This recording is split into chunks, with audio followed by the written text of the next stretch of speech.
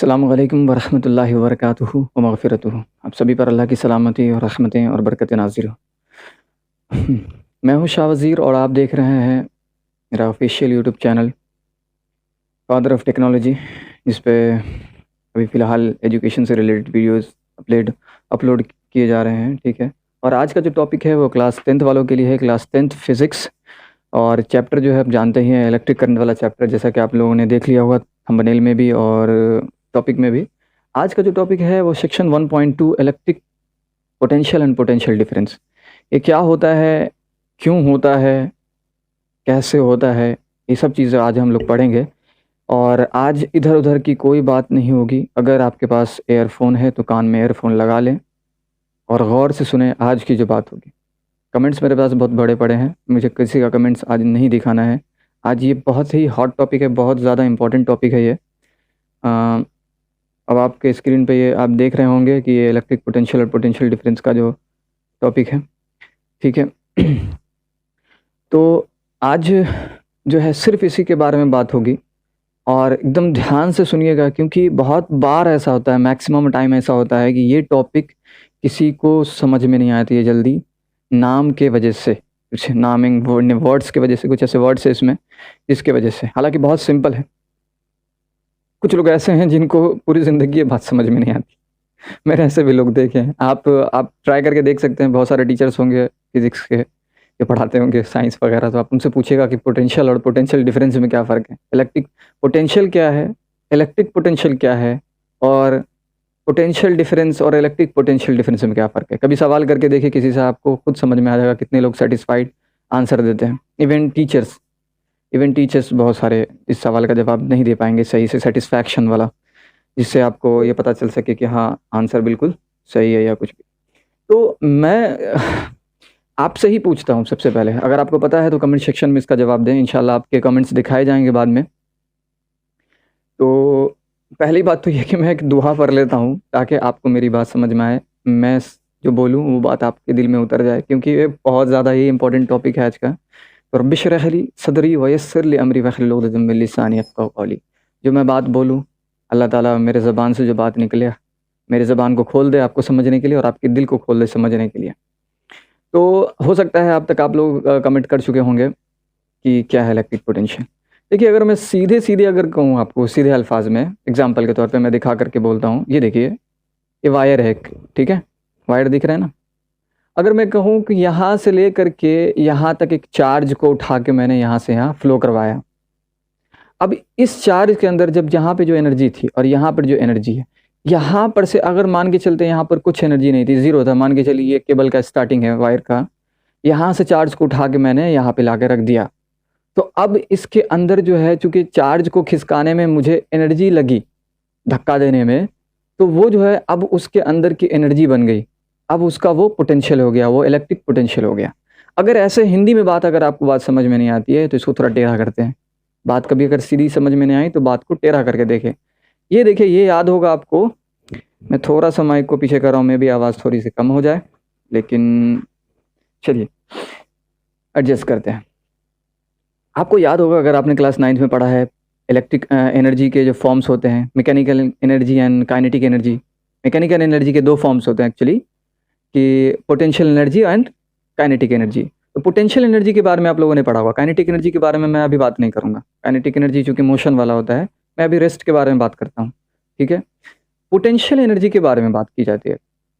अगर मैं आपको कहूँ कि आपको याद होगा अगर, तो पोटेंशियल एनर्जी बराबर होता है, फॉर्मूला होता है कि जो बॉडी का मास है उसको मल्टीप्लाई करें ग्रेविटी से, ठीक है, मास इनटू ग्रेविटी, और जिस हाइट पे उस चीज़ को लेके गए हैं हम, उस हाइट से उसको मल्टीप्लाई कर देना है, तो आपका पोटेंशियल एनर्जी निकल जाएगा, उस बॉडी के अंदर कितना पोटेंशियल एनर्जी जमा हुआ है, ठीक है।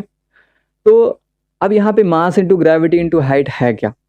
अगर आप लोग जानते होंगे मास इनटू ग्रेविटी, ग्रेविटी कहना है क्या मतलब, G for acceleration due to gravity, और हम जानते हैं mass into acceleration is called force हो गया।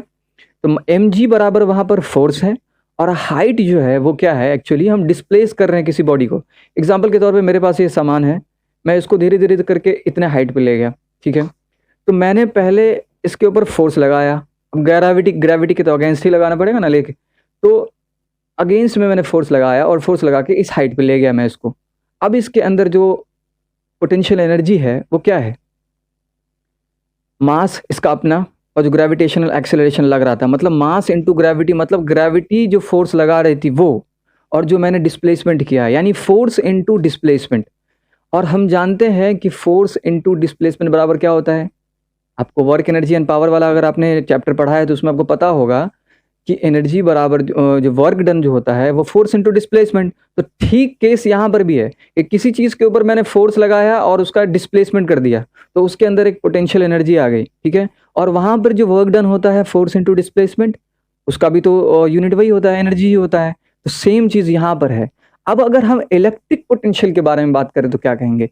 अगर मैं ऐसे आपको समझाऊं तो हो सकता है समझ में आ जाए। सपोज कि ये चार्ज है, अब पहले कोई ऑब्जेक्ट बना था, अब मान के चलिए आप समझिए कि कोई चार्ज मैं लेके जा रहा हूँ, या इसी को मान लेते हैं ताकि, क्योंकि ये दिख रहा होगा। ये चार्ज है, मैं इसको एक पॉइंट से उठा करके दूसरे पॉइंट तक ले गया, तो मैंने क्या किया? इसके ऊपर फोर्स लगाया और डिस्प्लेसमेंट किया। तो फोर्स लगाने के बाद जो डिस्प्लेसमेंट हुआ तो क्या हुआ? अगर वो वाला केस होता, ग्रेविटी वाला केस अगर मैं बोल रहा होता, तो कहता क्या कि इसके अंदर ग्रेविटेशनल पोटेंशियल एनर्जी है। लेकिन इलेक्ट्रिसिटी के बारे में बात कर रहा हूं तो क्या कहेंगे हम कि इलेक्ट्रिक पोटेंशियल। एकदम सिंपल सा केस है, कुछ भी नहीं है इसके अंदर, electric potential and potential energy. देखिए ये वाला जो चैप्टर है पोटेंशियल डिफरेंस वाला, इसको मैं 2 पार्ट में करने वाला हूं, तो आपको एक, ताकि वीडियो लंबा ज़्यादा ना हो, जिसमें दूसरे टॉपिक के बारे में वोल्ट मीटर और आमीटर के बारे में बात करेंगे, वो वीडियो देखना ना भूले, बहुत इंपॉर्टेंट है वो, उसमें बहुत बड़ा फर्क दिखाना है। मैं भूल गया था बोलना, इसलिए बता रहा। अब देखिए पोटेंशियल का मतलब क्या होता है, अगर अभी भी बात अगर समझ में नहीं आई तो पोटेंशियल का मतलब क्या होता है ऐसे समझे।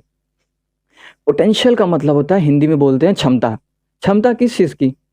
अब एनर्जी वाला डेफिनेशन देखिए, सबको जोड़ करके देखिए। वर्क एनर्जी और पावर वाले में से अगर आपको याद नहीं भी है तो मैं याद दिला देता हूँ। वर्क बराबर क्या होता है? Force into displacement. अब वर्क का यूनिट क्या होता है? एनर्जी। एनर्जी किसको कहते हैं? एनर्जी का जो डेफिनेशन होता है, the potential to do work is known as called energy. अब हम कह रहे हैं इसके अंदर पोटेंशियल है, चार्ज को मूव कराने के बाद हमने पोटेंशियल दिया, और वहाँ पे हम लोग बोलते हैं कि जो है डिस्प्लेसमेंट, मतलब कि फोर्स जब लगा करके डिस्प्लेस कराते हैं तो कहते हैं कि एनर्जी खर्च हुई। मतलब एनर्जी का डेफिनेशन फिर हम, मतलब आप समझ रहे हैं ना मैं क्या कह रहा हूँ? ऐसा ना हो कि ज़्यादा समझाने के चक्कर में उल्टा हो जाए पूरा। मैं सीधे सीधे कहने की बात ये कह रहा हूँ कि पोटेंशियल, एनर्जी और वर्क डन तीनों एक दूसरे से जुड़ा हुआ है। अगर एनर्जी, अगर बॉडी पे, मैं सिंपली ऐसे समझाने की कोशिश करूं, हम एनर्जी के बारे में बात करते हैं। अगर हमको किसी चीज़ को धक्का देना है, जैसे एग्जांपल के तौर पे इसको धक्का देना है ऊपर की तरफ, तो हमको क्या चाहिए? एनर्जी लगानी चाहिए, पड़ती है ना, फोर्स लगाना पड़ता है ना। तो फोर्स इनटू डिस्प्लेसमेंट हम जानते हैं कि वर्क डन है, एनर्जी है। तो हमको एनर्जी लगानी पड़ी इसको डिस्प्लेस कराने के लिए। और एनर्जी का डेफिनेशन क्या है? पोटेंशियल टू डू वर्क, यानी वर्क कराना पड़ा। और अगर पोटेंशियल है पहले से, मतलब कि हमने वर्क डन कराया यहाँ से यहाँ तक ले जाके, चाहे चार्ज हो या कोई भी केस हो, अगर हमने वर्क डन कराया तो इसके अंदर आ गया पोटेंशियल। और अगर पोटेंशियल है, क्षमता है, तो वापस वर्क डन ये कर सकता है। तो मैं इसको अगर नीचे छोड़ूं तो ये फट से नीचे गिर जाएगा और ये टूट जाएगा, इसलिए मैं ये इसको नहीं गिराऊंगा, ये और चीज़ ढूंढता हूँ। एग्जाम्पल के तौर पे ये चिमटा है, अगर मैं इसको यहाँ पर से ऐसे फंसाऊँ और इसको ऐसे करके ले करके मैं यहाँ पे रख देता हूँ, तो अभी ये तो इसको फोर्स की वजह से अटका हुआ है और ये अटक गया, और इसके अंदर क्या है? पोटेंशियल एनर्जी है इसकी। लेकिन अगर इसको फ्री फॉल कराया जाए, अगर इसको मैं फ्रीली छोड़ दूँ ऐसे करके, अगर पकड़ के, मैंने इसके अंदर अभी पोटेंशियल एनर्जी है, मैं पहले बता दे रहा हूँ। पोटेंशियल मतलब क्षमता, और अगर क्षमता है तो वर्क डन होगा। मैं बिल्कुल फ्री फॉल कर रहा हूँ, मैं कुछ भी नहीं करूँगा, अपने तरफ से कोई फोर्स नहीं लगाऊंगा। अगर इसने वर्क डन किया तो इसका मतलब है इसके अंदर पोटेंशियल है। क्या हुआ? नीचे की तरफ फोर्स लगा और ये चीज़ डिस्प्लेस हो गई। इसका मतलब क्या हुआ? इसका मतलब ये हुआ कि इसके अंदर पोटेंशियल थी। वो एनर्जी जो हमने पहले लगाया था इसको यहाँ लगाने के लिए, वो एनर्जी जमा हो गया एनर्जी। और हम लोग कंजर्वेशन ऑफ एनर्जी के फॉर्मूले से का जो कंसेप्ट है, उससे हम लोग अच्छी तरह जानते हैं कि energy can neither be created nor be destroyed, only can be transformed from one form to another form.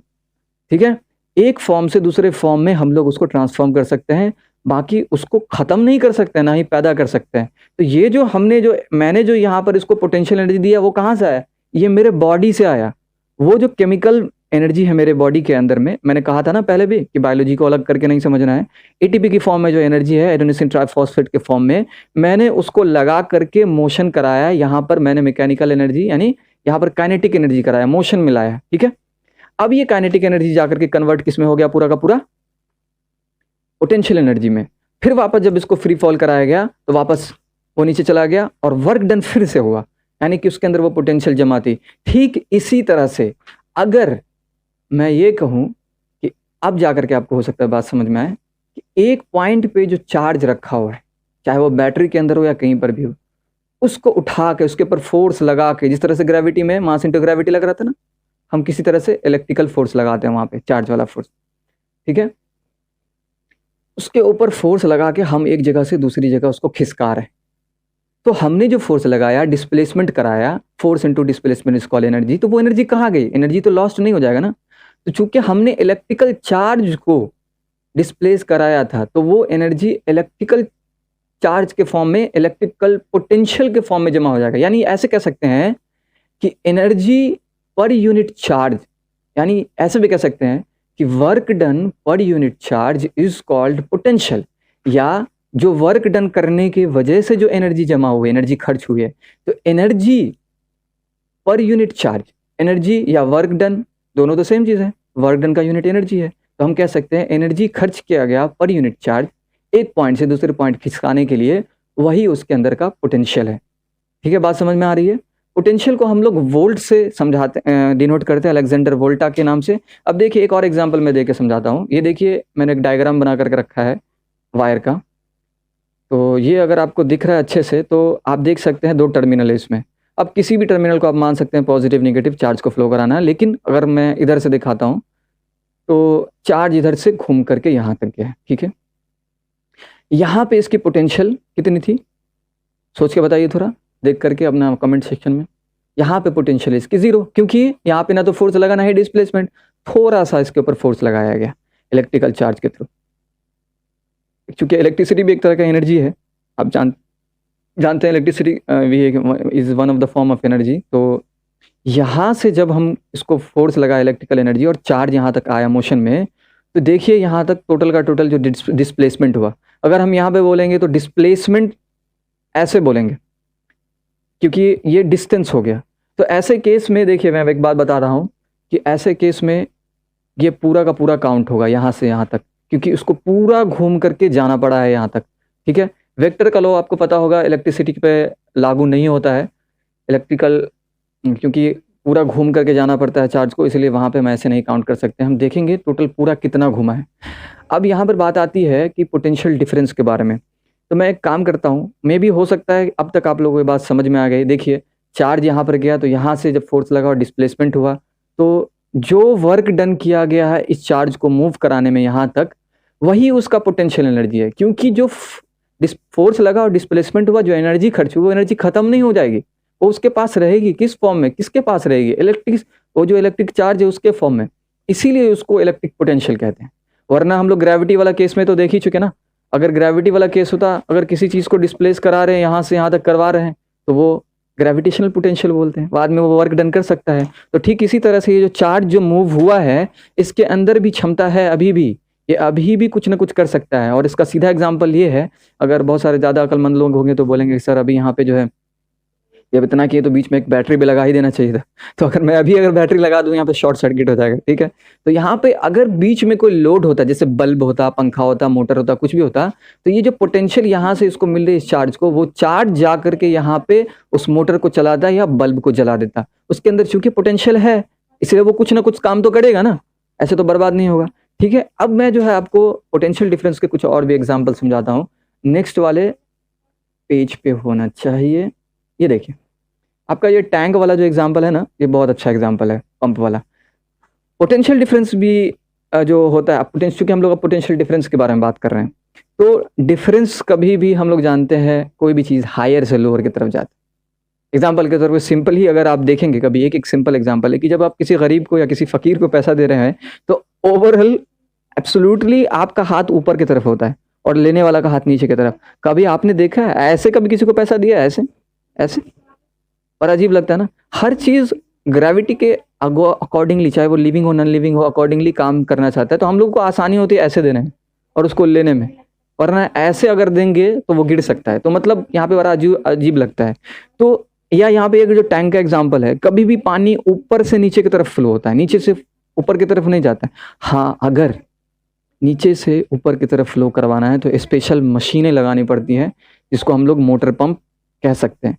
अब यहाँ पे मोटर पंप का क्या कंसेप्ट है वो समझ में आएगा।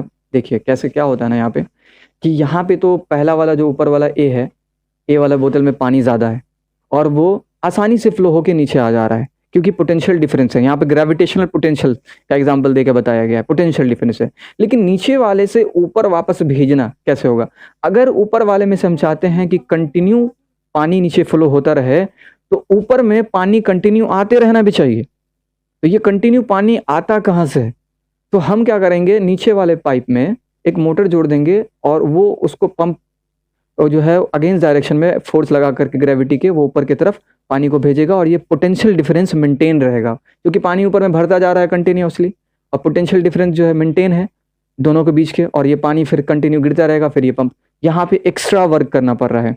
तो ठीक इसी तरह से ये जो एक्स्ट्रा वर्क होता है बैटरी में भी होता है। आप वहाँ पे जो पंप ये पंप लगा हुआ दिख रहा है ना, जिसमें मोटर जो छोटा सा दिख रहा है, दिखाता हूँ। ये जो पोर्शन है, ये जो मोटर का पोर्शन है, ठीक है, ये वाला सेक्शन आप देख लीजिए।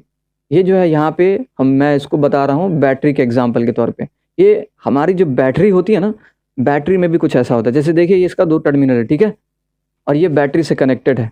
अगर मैं आपको कहूँ इसको उल्टा करके कि बैटरी का ये अब बैटरी है, ऐसे समझ सकते हैं इसको। अब इसके अंदर 2 टर्मिनल है, एक पॉजिटिव टर्मिनल और एक नेगेटिव टर्मिनल, 2 टर्मिनल्स दिख रहे हैं आपको। तो मैं अगर अंदर में दिखा सकता तो ज़्यादा और बेटर होता। ऐसे कह सकते हैं ना, सिंपली आप समझ सकते हैं ये पॉजिटिव है, ये नेगेटिव है, जिसको भी पॉजिटिव नेगेटिव मानना है मान लीजिए। अब कहेंगे आप कि अंदर में जो ये पोटेंशियल डिफरेंस जो बाहर में क्रिएट हो रहा है, वो कैसे क्रिएट हो रहा है? तो हम जानते हैं, अगर आप मेरे पास अगर मुझे अगर मिल गया होगा कुछ, तो एग्जाम्पल मैं ऊपर में डाल दिया होगा मैंने। इतना बड़ा स्क्रीन तो आप लोग के लिए छोड़ा ही है मैंने। तो अगर मैं ये कहूँ कि अंदर में जो चार्जेस जो होते हैं वही पोटेंशियल डिफरेंस क्रिएट करते हैं। मतलब कि जैसे कि एग्जांपल के तौर पे एसिड हम बैटरी में डालते हैं, सल्फ्यूरिक एसिड और या हाइड्रोक्लोरिक एसिड या जो भी एसिड डालें, तो वो पॉजिटिव और नेगेटिव आयंस में टूट जाते हैं। एक पॉजिटिव तरफ चला जाता है और एक नेगेटिव की तरफ। वो कैथोड एनोड का जो कंसेप्ट है वो बाद में डिस्कशन करेंगे अच्छे से। फिलहाल मैं बता रहा हूँ कि एक पॉजिटिव टर्मिनल की तरफ, दूसरा नेगेटिव टर्मिनल की तरफ चला गया, ठीक है। ये डिफरेंस क्रिएट हो गया। और ये डिफरेंस कैसे क्रिएट होता है, ये टूटता कैसे है पॉजिटिव नेगेटिव आयन में? तो हम लोग अच्छी तरह जानते हैं, इलेक्ट्रोलाइसिस के बारे में का नाम सुना होगा आपने। इलेक्ट्रिसिटी पास करा के जब किसी चीज़ को, किसी मॉलिक्यूल को या किसी भी मॉलिक्यूल को अगर तोड़ करके पॉजिटिव या नेगेटिव आयन्स में कन्वर्ट किया जाए तो उसको कहते हैं इलेक्ट्रोलाइसिस कहते हैं। तो इलेक्ट्रिसिटी पास करके इन दोनों को तोड़ करके अलग अलग कर दिया गया। और जैसे ही इन पॉजिटिव और नेगेटिव चार्ज को बाहर से कोई वायर कनेक्ट करेंगे हम, जैसे ये अगर मैंने इस बैटरी के बाहर वायर कनेक्ट कर दिया तो फौरन ही चार्ज का फ्लो होने लगेगा। नेगेटिव टर्मिनल से इलेक्ट्रॉन फ्लो होकर के आएगा ताकि वो पॉजिटिव चार्जेस को ले सके। Positive negative attract each other. अब यहाँ पे एक सवाल पैदा होता है, तो ये काम तो बैटरी के अंदर भी हो सकता था कि नेगेटिव चार्ज, पॉजिटिव चार्ज है और नेगेटिव चार्ज है एक तरफ, दोनों एक दूसरे के साथ आके मिल जाते। तो नहीं, ऐसा नहीं होता है।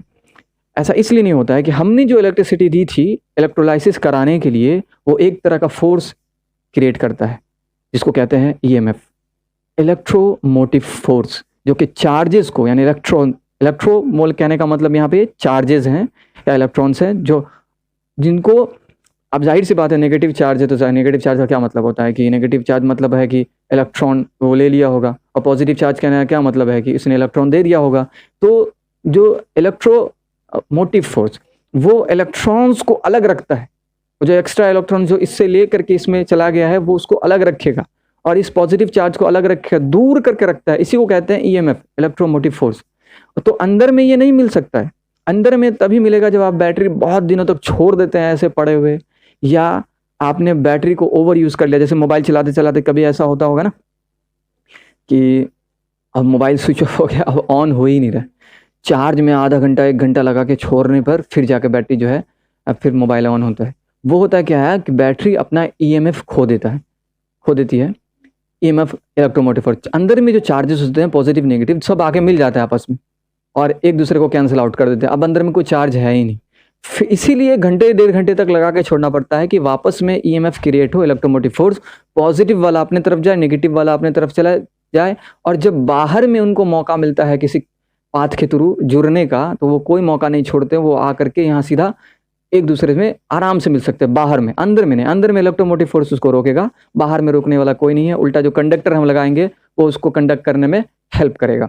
तो पॉजिटिव टर्मिनल से पॉजिटिव चार्ज कह सकते हैं और नेगेटिव टर्मिनल से इलेक्ट्रॉन जाता है उसको कैच करने के लिए, उसको लेने के लिए। इसीलिए आप देखते होंगे इलेक्ट्रॉन का जो डायरेक्शन होता है, मोशन का जो डायरेक्शन होता है, इलेक्ट्रिक करंट का डायरेक्शन ठीक उसका उल्टा होता है। यानी पॉजिटिव टर्मिनल से निकल करके, पॉजिटिव टर्मिनल से निकल करके, अगर ये तो मैं बैटरी दिखा रहा हूँ, अगर मैं इसको कंडक्टर दिखाता हूँ, तो पॉजिटिव टर्मिनल से निकल करके पॉजिटिव चार्ज आया और नेगेटिव टर्मिनल से निकल के इलेक्ट्रॉन आया इसको लेने के लिए। तो ये जो पॉजिटिव टर्मिनल का जो डायरेक्शन है चार्ज के फ्लो का, पॉजिटिव चार्ज के फ्लो का, यही इलेक्ट्रिक करंट का डायरेक्शन होता है। और इलेक्ट्रॉन का डायरेक्शन उसके ठीक अगेंस्ट होता है, इलेक्ट्रॉन उसके ठीक अगेंस्ट डायरेक्शन में जाता है, क्योंकि पॉजिटिव इधर से आ रहा है तो नेगेटिव को लपकने के लिए, लेने के लिए वाला, लेने वाला भी तो होना चाहिए, सिर्फ देने वाला नहीं। आप मान के चलिए सपोज कि बहुत बड़े दानी है और आप चाहते हैं कि बहुत डोनेट करें, बहुत, और पता चला कि आप ढूंढ रहे हैं, फकीर मिल ही नहीं रहे, लेने वाला ही नहीं कोई है, तो देंगे किसको? तो यही बात यहाँ पर बात आ जाती है कि इलेक्ट्रॉन लेने के लिए तैयार है, नेगेटिव चार्ज है वो, और इधर से पॉजिटिव चार्जेस आ रहे हैं, तो वो लेने के लिए तैयार है उसको। या ऐसा भी कह सकते हैं कि पॉजिटिव और नेगेटिव चार्जेस मिलके एक दूसरे को कैंसिल आउट करना चाहते हैं और न्यूट्रल होना चाहते हैं, स्टेबल होना चाहते हैं, जो कि वो अंदर में, बैटरी के अंदर में नहीं हो पा रहे थे। बैटरी के अंदर जब वो थे तो बैटरी के अंदर एक दूसरे से अलग अलग थे, ठीक है, और वो मिल नहीं पा रहे थे। कभी भी आयंस जो होते हैं, चाहे पॉजिटिव हो या नेगेटिव हो, स्टेबल नहीं होते। अपने आप को स्टेबल करने के लिए पॉजिटिव वाला नेगेटिव वाले से मिलना चाहता है, नेगेटिव वाला पॉजिटिव वाले से। जिस तरह से हाइड्रोजन के ऊपर प्लस चार्ज होता है और क्लोरीन माइनस चार्ज, क्या मतलब हुआ इसका? एक्चुअली हाइड्रोजन अपना एक इलेक्ट्रॉन दे देता है बैलेंस करने के लिए क्लोरीन को, क्लोरीन भी बैलेंस हो जाता है एक इलेक्ट्रॉन ले करके, और दोनों साझा एक साथ रहते हैं। वहाँ हर कोई चाहता है कि अपने आप को स्टेबल रखे, और यही बात है यहाँ पे भी कि ये जो है अपने आप को स्टेबल रखने के लिए इलेक्ट्रॉन एक जगह से, मतलब ये जो चीज़ें होती हैं कुदरत में, जितनी भी चीज़ें स्टेबल रखने के लिए ऐसा करती हैं। हाँ, बीच में अगर हम लोड डाल दें, अगर डायरेक्टली करंट पास करा दूं मैं यहाँ से, ठीक है, बैटरी लगा के, तो शॉर्ट सर्किट हो जाएगा। वहाँ पे पॉजिटिव और नेगेटिव चार्ज जब आपस में मिलेंगे तो स्पार्क होगा, रोशनी निकलेगी, और हो सकता है पिघल जाए। आपने बहुत बार लोहा तार पिघलते हुए देखा भी होगा ट्रांसफार्मर्स के पास में। तो यही होता है वहाँ पर कि जब पॉजिटिव नेगेटिव मिल जाता है, या आपने अपने घर में भी शॉर्ट सर्किट होते हुए देखा होगा, जब ओवरलोड हो जाता है, बहुत गर्म हो जाता है तार, तो उसका प्लास्टिक पिघल के पॉजिटिव और नेगेटिव जो है साथ में आ जाते हैं और स्पार्क होता है।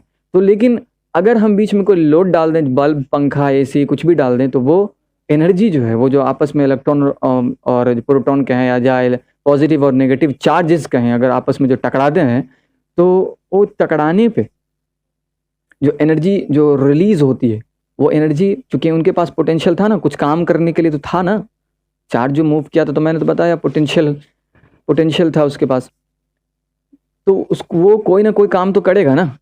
तो वो काम करने के लिए हमको कोई काम देना पड़ता है उसको, जैसे पंखा को घुमाना है, बल्ब को जलाना है, तो वो जैसे वहाँ पे जाएगा, आपस में टकराएगा, एनर्जी रिलीज होगी, वो जो पोटेंशियल उसके पास थी, तो वो एनर्जी रिलीज करके आप वो उसको फिर मैकेनिकल एनर्जी या लाइट एनर्जी या जो भी एनर्जी है, बहुत तरह की एनर्जी में उसको कन्वर्ट कर सकते हैं, हीट एनर्जी में कन्वर्ट कर सकते हैं, और हीट एनर्जी में कन्वर्ट होता ही। तो इलेक्ट्रिक सिटी और इलेक्ट्रिक, अब देखिए इलेक्ट्रिक पोटेंशियल डिफरेंस के बारे में हम लोग बात कर रहे थे, तो ये बात तो आपको समझ में आ गई होगी कि पोटेंशियल डिफरेंस कैसे क्रिएट होती है। वो यहाँ पे जो पंप का जो काम कर रहा है, वो बैटरी काम कर रहा है। बैटरी क्या करता है ना, पोटेंशियल डिफरेंस मेंटेन रखता है। कैसे बताया तो दिया मैंने कि जो है चार्जेस को अलग अलग रखता है और पोटेंशियल डिफरेंस रहता है, लेकिन वो अंदर में नहीं मिल सकते, बाहर में मिल सकते हैं। ठीक इसी तरह से यहाँ पे जो है पंप की जो है बैटरी का काम कर रहा है, और पंप जो है इससे पानी लेकर के इसको दे रहा है, ताकि इन दोनों के बीच में ये जो टैब ए है और बी है, दोनों में ये जो है रिजर्वियर जो है, इन दोनों के बीच में पोटेंशियल डिफरेंस बना रहे, ताकि ये कंटिन्यू ऊपर से फ्लो होता रहे। वरना गौर कीजिए कि मैं पंप को बंद कर देता हूँ यहाँ पे, ठीक है, तो पानी कुछ देर तक यहाँ से गिरेगा, और इतना तक गिरेगा जब तक पाइप तक रहेगा, तब तक पानी गिरेगा पोटेंशियल डिफरेंस में, जब तक पाइप तक रहेगा। उसके बाद यहाँ पे आने के बाद पानी कम होगा, उसके बाद फिर पानी यहाँ से गिरना बंद हो जाएगा, ठीक है। इसीलिए हम लोग क्या करते हैं, मोटर के सबसे ये जो टैंक होता है हम लोग के घर पे, उसके सबसे नीचे वाले हिस्से में हम लोग लगाते हैं वो पाइप जो लगाते हैं, ताकि पोटेंशियल डिफरेंस ज़्यादा देर तक मेंटेन रहे। अगर बिल्कुल बीच में लगा दे या ऊपर में लगा दे तो फिर पोटेंशियल डिफरेंस नहीं रहेगा। यहाँ पे पंप को हम लोगों ने बंद किया था, ठीक है। ठीक इसी तरह से बैटरी में काम करता है। बैटरी अगर आप का स्विच ऑफ कर दें या बैटरी के अंदर में जो चीज़ें हैं, जो चार्जेस अलग अलग हैं, उनको किसी तरह से आप मिला दें, शॉर्ट सर्किट करके या किसी भी तरह से मिला दें, तो फिर पोटेंशियल डिफरेंस खत्म। मतलब बैटरी खराब है और आप जो है पॉजिटिव और नेगेटिव टर्मिनल में लगा करके बल्ब जलाने की कोशिश कर रहे हैं, यही बात है, सेम चीज़ है ये। अगर मैं मोटर बंद कर दूं जिसने पोटेंशियल डिफरेंस क्रिएट कर रखा है, तो यहाँ पर से पानी बहना बंद हो जाएगा, ऊपर से नीचे की तरफ एक लिमिट तक पानी बहेगा फिर बंद हो जाएगा। ठीक इसी तरह से अगर जो चार्जेस सेपरेट हैं बैटरी के अंदर में और पोटेंशियल डिफरेंस क्रिएट करके रखे हुए हैं, अगर वो चार्जेस आपस में मिल जाए तो पोटेंशियल डिफरेंस रहा कहाँ, वो बैटरी बैटरी नहीं रही, बैटरी डेड हो गई। तो फिर बाहर में वो फ्लो कैसे, पोटेंशियल डिफरेंस जब अंदर में नहीं है तो बाहर में फिर कैसे वो फ्लो कर करके एक दूसरे से मिलना चाहेगा, कैसे एक दूसरे को न्यूट्रल करना चाहेगा, ये समझने की बात है। ठीक है, तो मैंने कोशिश की अपने तौर पे पोटेंशियल डिफरेंस को समझाने की, और देखता हूँ अगर कोई चीज़ है इसमें या नहीं है। हाँ, यहाँ पे कुछ फार्मूला है, मैं फार्मूला तो मैंने पहले बता दिया, देख लीजिए कि यही डेफिनेशन भी उसका लिखा हुआ है, the potential energy per unit charge is called electric potential. बात समझ में आ गई, बार बार दोहराना अच्छी बात नहीं होती वरना और कन्फ्यूजन हो जाएगा। इलेक्ट्रिक पोटेंशियल बराबर यहाँ पर लिखा ही है electric potential energy per unit charge या work done per unit charge, और V से लिखा है वोल्ट के वजह से, और वर्क डन के लिए W और Q चार्ज के लिए। और अगर हमको पोटेंशियल डिफरेंस पता करना है किसी दो पॉइंट के बीच में, देखिए जैसे ये पॉइंट है, यहाँ पे आपने पिक्चर तो आप देख ही रहे हैं, इतना बड़ा स्क्रीन किस लिए छोड़ा मैंने, ये वीडियो मैं ज़्यादा लंबा नहीं करना चाह रहा था फिर भी लंबा हो गया ये। तो देखिए जैसे इसमें भी दिखाया है उसमें भी है, मैं प्रैक्टिकली समझाने की कोशिश कर रहा हूँ, हालांकि दिख नहीं सकता है। यहाँ पे एक जगह पे लिखा है पोटेंशियल A VA, और B के पोर्शन पे पोटेंशियल B। ठीक है, आप देख ही रहेंगे, पिक्चर तो दिख रहा है, दिख रही होगी आप लोगों को। और बताया जा रहा है कि इन दोनों के बीच की पोटेंशियल डिफरेंस अगर निकालनी है तो हम घटा करके निकाल सकते हैं, क्योंकि यहाँ से यहाँ तक लाने में, यहाँ से A तक लाने में जो वर्क डन हुआ है, या आपको इस तरफ से शायद समझ में आए, क्योंकि पिक्चर जो है वहाँ पे ऐसे हो जाएगी कि A तक लाने में जो वर्क डन हुआ है, और फिर यहाँ से यहाँ तक खिसकाया गया, फिर और B तक लाने में, तो यहाँ पर जो पोटेंशियल डिफरेंस था फिर खिसका के हमने यहाँ पे लाया, और यहाँ पे पोटेंशियल डिफरेंस दोनों में तो अलग अलग होगा इसके मुकाबले, या इन दोनों के बीच में अलग अलग पोटेंशियल डिफरेंस होगा। मान के चलते हैं किसी एक को बड़ा मान लेते हैं, हालांकि अगर देखा जाए यहाँ पे इसने क्या किया है कि VA को यानी पोटेंशियल A को बड़ा मान लिया और VB को छोटा मान लिया है। हालांकि देखा जाए अगर तो पोटेंशियल B जो है वो ग्रेटर होना चाहिए, क्योंकि वहाँ तक लाने में चार्ज को ज़्यादा वर्क डन करना पड़ा होगा, है कि नहीं। तो अगर ऐसा नहीं है ज़रूरी है कि जो है बड़ा छोटा होगा, बराबर भी हो सकता है दोनों। अब पूछे कैसे, एग्जाम्पल के तौर पे बताता हूँ, हम लोग के घर में जो बल्ब लगा होता है अलग अलग जगह पे लगा होता है, पोटेंशियल डिफरेंस के मामले में क्या होता है ना, पोटेंशियल बढ़ जाते हैं। जैसे एग्जाम्पल के तौर पे VA और VB को हम मान लेते हैं, दो बल्ब है, ठीक है।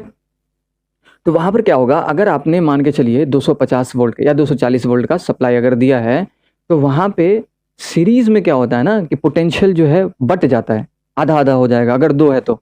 जैसे 240 वोल्ट मैंने मान के चला है ना पोटेंशियल डिफरेंस, तो आधा आधा हो जाएगा कितना, 120 हो जाएगा। VA भी 120, VB भी 120, तो दोनों के बीच का पोटेंशियल डिफरेंस अगर माइनस करेंगे 120 में से 120 घटाएंगे तो 0।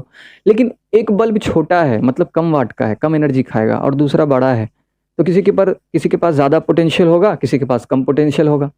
ठीक है, बात समझ में आ रही है ना।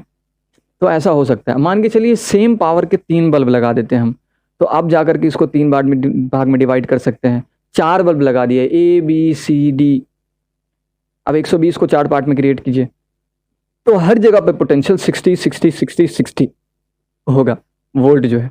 लेकिन अगर हम लोग पैरेलल में लगा, चूंकि सीरीज के बारे में बात कर रहा हूँ, सीरीज और पैरेलल का आगे में कंसेप्ट है, लेकिन मैं थोड़ा सा बता देना जरूरी समझ रहा था कि अगर सीरीज में आप लगाते हैं तो पोटेंशियल बढ़ जाता है, लेकिन अगर आप पैरेलल में लगा, जैसे हमारे घर में बल्ब लगे होते हैं, पंखा अलग, बल्ब अलग अलग लगा होता है, सब कुछ अलग अलग है, तो सबका अलग अलग स्विच है, सब पैरेलल है एक दूसरे के, सीरीज में नहीं है। सीरीज का मतलब है कि एक ही बटन दबाने से सब ऑन, एक ही बटन दबाने, उसी बटन को दबाने से फिर सब ऑफ, ऐसा होता है। लेकिन पैरेलल में ऐसा नहीं होता है, बल्ब के लिए अलग है, फैन के लिए अलग है। तो हम लोग देखते हैं कि वोल्टेज जितना भी हो सबको बराबर वोल्टेज मिलता है, सबको बराबर पोटेंशियल मिलता है, ठीक है, एकदम इक्वली डिवाइड होता है।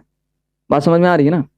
जैसे एग्जाम्पल के तौर पे मैं बोल रहा हूँ, घर में अगर बेटा बेटी दोनों को बराबर माना जाए, पैरेलल माना जाए, तो अगर कोई चीज़ बाहर से आएगी ख़रीद करके तो दोनों में बराबरी तकसीम होगी, अगर पैरेलल माना जाए तो। ठीक है, ये पैरेलल का एग्जांपल है। लेकिन अगर दोनों को जो है इस तरह से मांगना है कि एक बड़ा है और एक छोटा है, तो वैसे कंडीशन में क्या होता है ना, अलग अलग बांट देते, वो सीरीज़ का एग्जांपल हो गया। बात हो सकता है समझ में आ गई, कोशिश की मैंने समझाने की। अब देखिए यहाँ पे अब कुछ है नहीं। हाँ, 1 वोल्ट बराबर कितना हुआ, यानी कि 1 वोल्ट बराबर, चूँकि पोटेंशियल डिफरेंस का जो यूनिट है पोटेंशियल का वो वोल्ट के है, और अलेक्जेंडर वोल्टा ने अलग इलेक्ट्रिसिटी की बात हो रही है और इलेक्ट्रिसिटी के ऊपर इफेक्ट पड़ रहा है। तो अलेक्जेंडर वोल्टा ने वो इसके बारे में कंसेप्ट दिया था।